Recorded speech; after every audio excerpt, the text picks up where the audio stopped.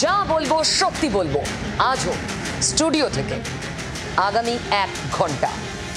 আর এই সত্যি বলতে গিয়ে আমার ভীষণ সত্যি কথাটা শুরুতেই মাথায় এলো।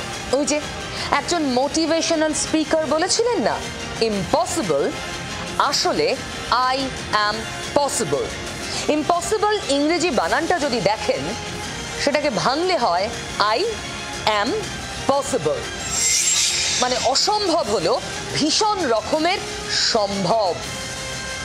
বাস্তবও তো তাই বলছে।